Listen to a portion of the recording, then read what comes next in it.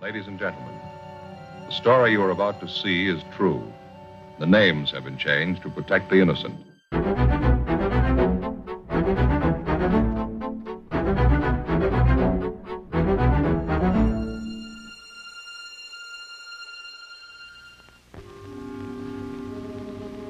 This is the city. Every 24 hours, a little bit of everything happens. 2 million people make a lot of history in one day. They write it all down and file it away. Some of it's important, some of it isn't. Business, industry, government. You buy a 3-cent stamp or an oil well. They keep records on all of it. Progress, money, success, and failure. A complete history of every day. Some of it's public, some of it's personal. It's all written down. In my job, we catalog trouble. I'm a cop. It was Wednesday, October 6th. It was sultry in Los Angeles. We were working the day watch out of homicide. My partner's Ed Jacobs. The boss is Thad Brown, chief of detectives. My name's Friday. It was 10:45 a.m. when we got to the Ortega Hotel. A 30-year-old man had disappeared suddenly. We'd uncovered evidence of foul play. The list of suspects was narrowed down to one man, the last person to see the victim alive. We traced the suspect for months. The break finally came. We found him.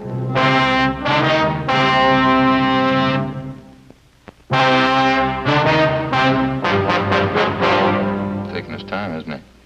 Yeah, you want to try it again? Yeah, all right. Yeah? Police officers, your name Henry Ross? Get it, Ed. Watch it, Ed.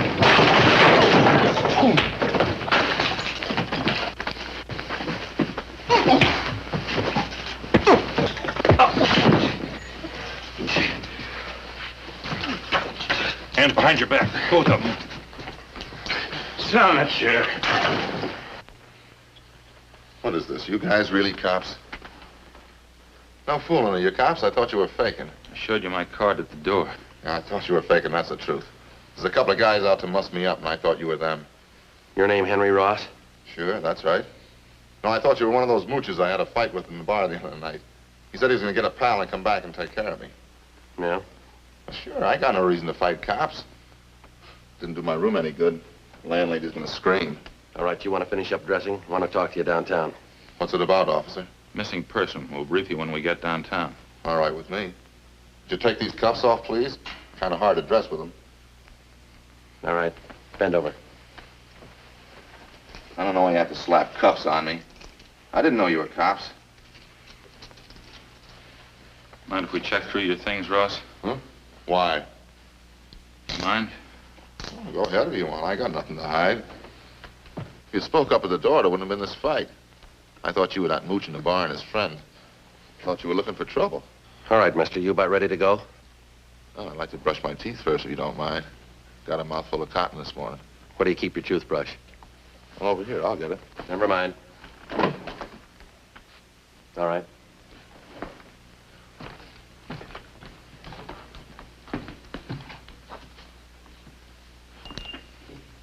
Did you turn on the water tap? You can make out. Nothing, Joe. Pretty clean. Of course I'm clean. I want some toothpaste. What'd you expect? Anybody can make a mistake. I didn't know you were cops. Henry Ellsworth Ross. That's your full name? Hmm? Yeah, that's right. Hardly ever use the L's word. Lousy name, huh? Well, what's the picture of all this, officer? We told you. Missing person. We'd like to talk to you about it. Don't think I can help you. Nobody I know's missing. How about Paul Davis? Davis? Yeah, I knew it, Davis. Don't know if his name was Paul, though. Have been gone a long time, this guy, Davis? Yeah, that's right.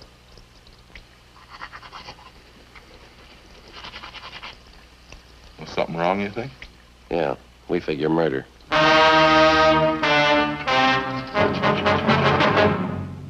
After going over his room thoroughly, we took Henry Ellsworth Ross back to the city hall to the interrogation room. He was a longshoreman by trade. Among his friends and acquaintances, he was known as a heavy drinker and a man with a violent temper. Ed and I questioned him for half an hour. We got nowhere. I'll tell you the truth. I just don't know what you're getting at. I think I knew a guy named Davis, and that's about as far as it goes. You sure that's all you have to tell us? Of course I'm sure. Well, look, I got a right to a lawyer if you're going to stand there and throw a lot of charges at me. We're not throwing charges at you, Henry. We got a missing persons case. Like to have you cooperate. That's about it. Well, yeah, I'd like to, but I can't. Paul Davis. Just a name to me. Maybe I know him. I don't know. You got that report there, Ed? Yeah. That's it. Thank you.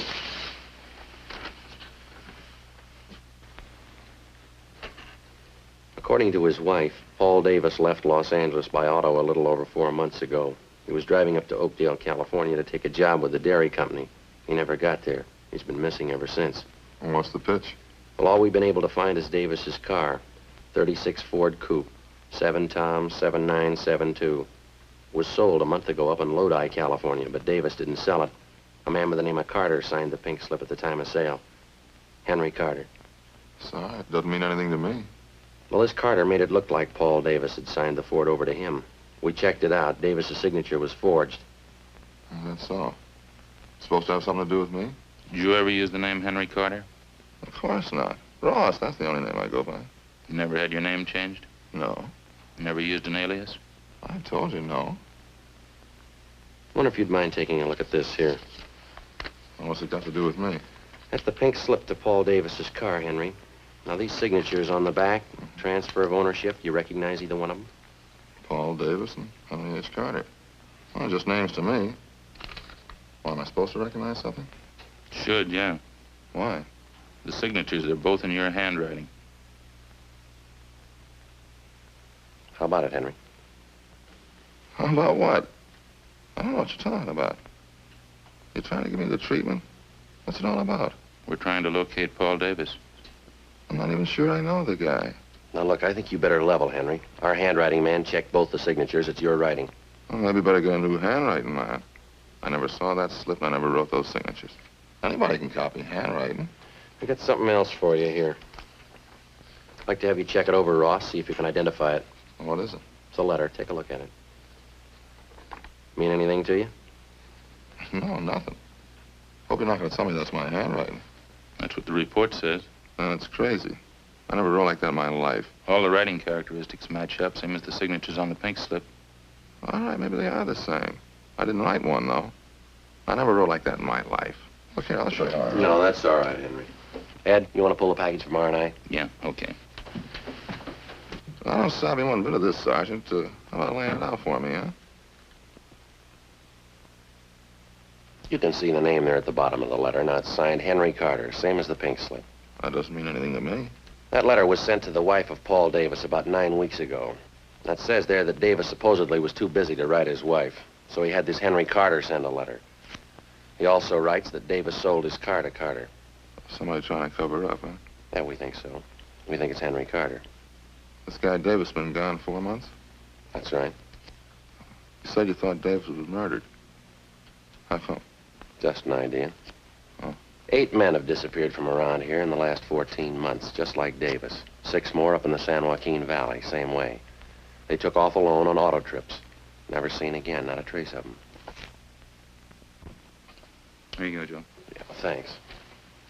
We've got your record here, Henry, from Baton Rouge. We sent to Sheriff Clemens for it. Look, do we have to drag all that out again? It's past. There's just one thing we had to check out, Henry. Now, you told us that you never used an alias, is that right? Well, all right, I have. I didn't know what you were getting at. I didn't figure it was any use in dragging out dirty laundry again. I asked you if you ever used the name Henry Carter. Yeah, okay, I used it. It's a common name. A lot of Henry Carters are around. We only know one who fits your description. Well, I'm clean, you know that. Smoke, Henry? No. Joe? Thanks.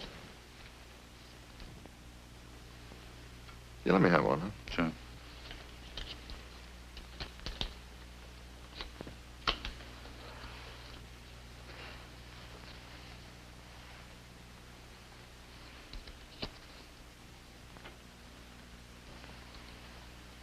Henry, we rode this thing for 4 months all over the state, and I'll tell you what we got. We'll let you make up your own mind. It's not my writing. On June 4th, Paul Davis left Los Angeles in his car, headed up for Oakdale. Late in the afternoon, he stopped for gas at a service station just beyond San Fernando. The attendant says a man was with Davis. You fit that man's description, Henry. Yeah? I seen monks like that in court. They get on the stand, I can't even remember their name. A couple others. You and Davis stopped for a hamburger just outside of Gorman. There's a man there. He remembers you, too. You stopped again in Bakersfield, picked up a quart of oil for the car. You and Davis had a Coke. That's the last time he was seen alive. That makes me a killer, huh? A month after that, the pink slip of Davis's car came through DMV up in Sacramento. That was for the transfer of ownership from Davis to Henry Carter, both in your handwriting. A couple of weeks later, Mrs. Davis got that letter. A month ago, Davis's car was sold to a dealer up in Lodi. Yeah? We found the dealer. Ross showed him your mugshot. He says you sold him the car. That all? No, that's just the main part. There's more. We've been on the road a lot. We followed you from here to Sacramento and back, Henry. Every stop, every detour. Took us a long time. Yeah, guess it did. What do you say, Ross? Nothing. All right. Any way you want it, Henry. Yeah, I guess you worked hard on it, huh? All over the state. That's right. Must be pretty hot up in the valley. Summertime. Dusty, huh? We made out. And I never been up in the valley in summer. Too hot for me. We got people who saw you up there. Yeah, what's it prove? 10 people and some handwriting samples. You can't build a case on that. You know that, don't you? We're gonna try.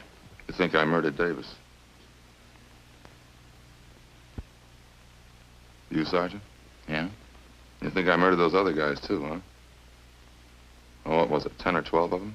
We're asking about Davis. You think I killed him? Well, tell me the truth, do you? You think I murdered Davis? Yeah, I think you did, Henry. Uh-huh. And you know as well as I do, there's only one way to prove it. Yeah? Find his body. 1:15 p.m. Ed and I took Henry Ross out and fed him some lunch. Then we took him back to the city hall to the interrogation room where we continued to question him. He was relaxed and he talked a great deal about everything but the disappearance of Paul Davis. He didn't seem anxious to get away. He made no demands for an attorney to represent him. He told us about different homicide cases that he'd read up on. He asked us about the 12 men who disappeared in the past months in the same manner Paul Davis had. Was there any trace of them at all? Did we have any leads? We finally got around to asking him if he'd submit to a lie detector test. He seemed taken by the idea and agreed to it almost immediately. We made up a list of key questions. Ed called Sergeant Berger and made arrangements for the test. At 5 p.m., we took the suspect to the 3rd floor of the old city jail where Sergeant Berger gave him the polygraph test.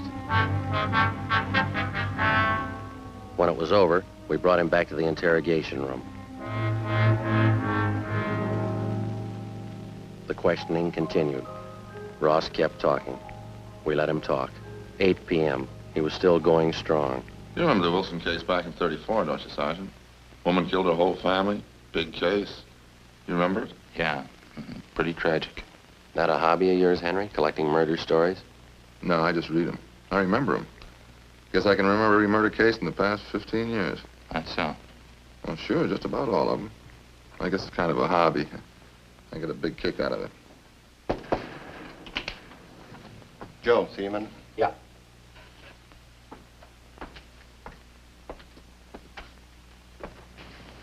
Berger over in the polygraph room just called. What'd he say? They found 16 positive reactions on Ross. Thanks, Bates.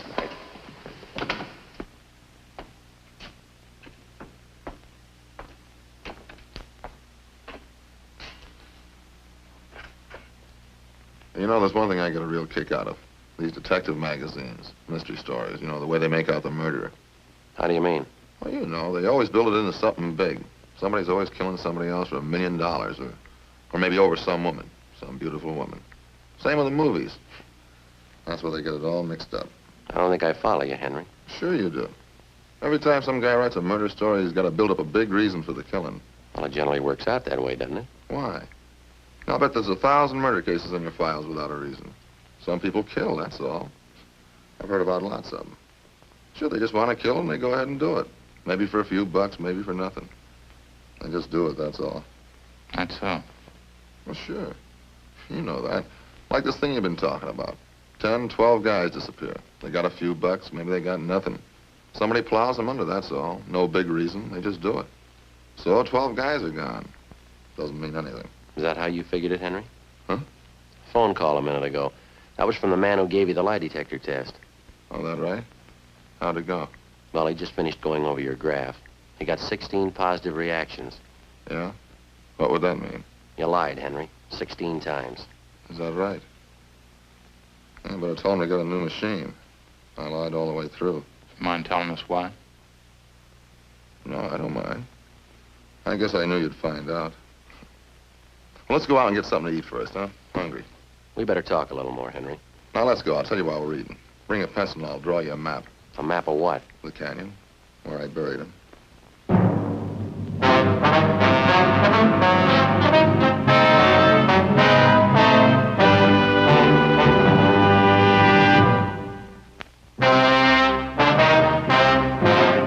Ed and I took Henry Ross out to get him something to eat. At his request, we went to Helga's health shop. It was almost closing time. Ross got himself a salad, molasses bread, yogurt, a vegetable burger, and some grape juice. Ed and I settled for a Swiss cheese sandwich and some grape juice. Vegetable burger and beets, huh? Sure smells great. Yeah, I can't take those beets too well. They repeat on me. Not me. I can eat anything. Salt and pepper? Yeah, thanks.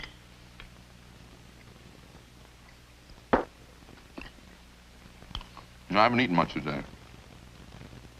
Hey, did you get your sandwich made with molasses bread? No, wheat germ bread. Oh, you should have got molasses bread. Real blackstrap molasses. Smell it. Nice and fresh, huh? Oh, you know, this yogurt really sharpens up my appetite. Food tastes great, huh? Want some saccharin, Joe? Yeah, thanks. We brought a pencil along, Ross. Want us to start making notes? Good time as any, I guess. You know, the whole thing comes right back to what I was trying to tell you there in the office. Yeah, what's that? Well, you know about the phony mystery stories. And every time there's trouble, there's a big reason behind it. Phony, that's all. Yeah? Sure. This Paul Davis, for instance. Well, I guess I knew you'd find out. I knew this morning when you picked me up, I knew you had it figured. Must have been a big job, huh? Finding me? Pretty big, Henry, yeah. A lot of mileage. How'd it happen? Well, there again, it's just what I was saying. There's no reason behind it. I needed a few bucks, and this Davis came along. I guess he was it. So you want to pass me the salt? There you are. Where'd you meet Davis, Henry? Well, I was hitchhiking out in Ventura. On a dime in my jeans, I was going up to Maricopa. Thought I had a job up there. Well, this Davis came along and he picked me up. You ever know him before that? No, a stranger.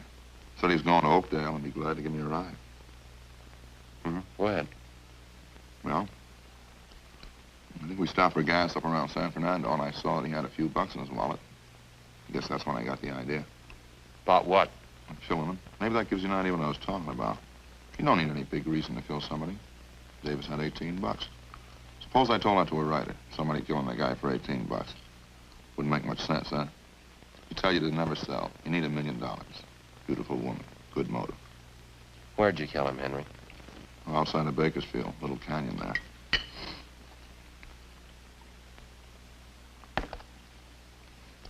And picked up a fifth of sherry in Bakersfield, and I got Davis to drink some on the way. Say, would you pass the salt again? Yeah. Here you are. Lettuce is no good without a lot of salt.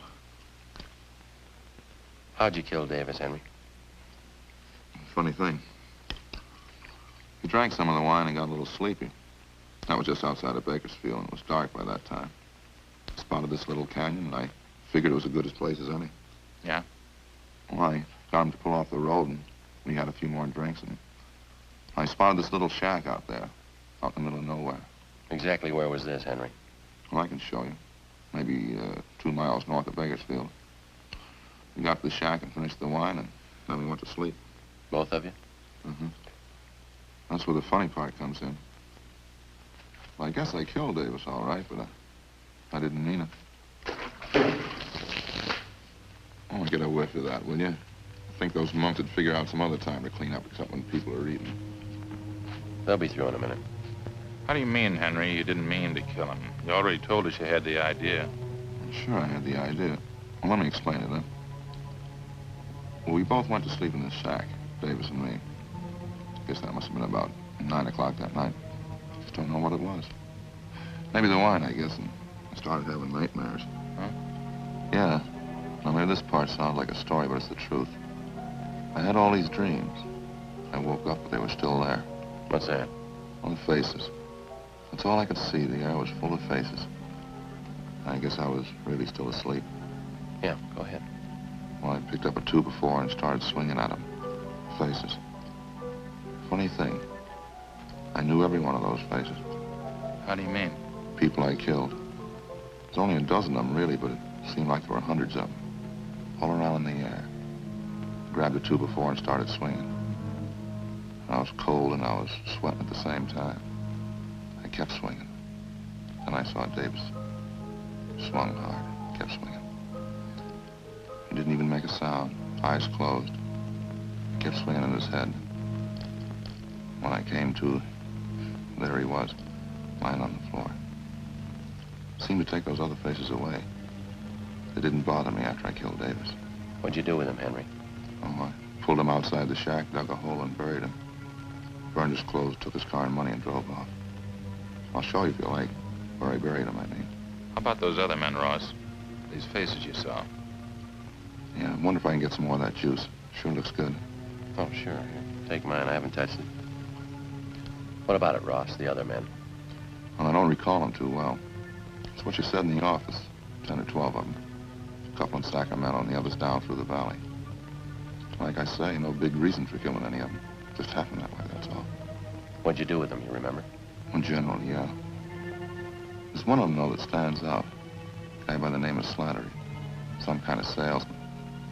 A real crybaby. Where'd this happen? Well, he picked me up in his car outside of Chowchilla. It was nighttime and he was feeling pretty good. I made him stop on a side road and hit him with a piece of angle iron. Cried like a baby. Buried him in the field. He was one of those faces I saw. Shows you how psychology works, huh? Yeah. What'd you do with his car? Slattery's, I mean. I drove it down to Mexico and sold it there. Guess that's what I should have done with Davis's car, huh? Those killings of yours, Henry. You got any more you want to tell us about? I told you already. 10 or 12 of them. Pretty much the same. When was the first one? Oh, maybe 18 months, 2 years ago. First one wasn't any harder than the last. Just like I was telling you before. Yeah. You know, everybody builds up murder. It's supposed to be a big thing. Hard to do. All those phony stories. Might hit a guy a couple times with something. That'd be it. A real small thing. Didn't change me any. That's why I say it's all built up. You ever been treated for any mental sickness, Ross? No, why? You ever been examined by a psychiatrist? No. After you killed these men, did it bother you at all? Oh, just that one dream. The time I was with Davis. Well, that's about it. Sure a good meal, Sergeant. Thanks a lot. Yeah, okay. Ready? Let's go. We go back to City Hall now, huh? Yeah. You ready to give us a statement now? All right. I had an idea you'd find me. I guess I always knew you'd find me.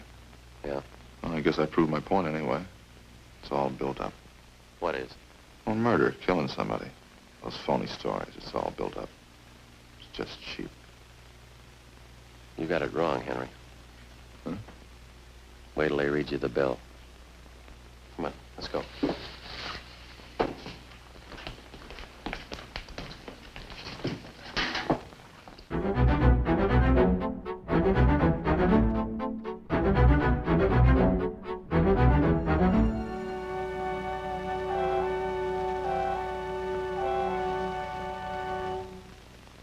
On January 7th, trial was held in Superior Court, Department 86, City and County of Los Angeles, State of California. In a moment, the results of that trial. The suspect was tried and found guilty of murder in the first degree.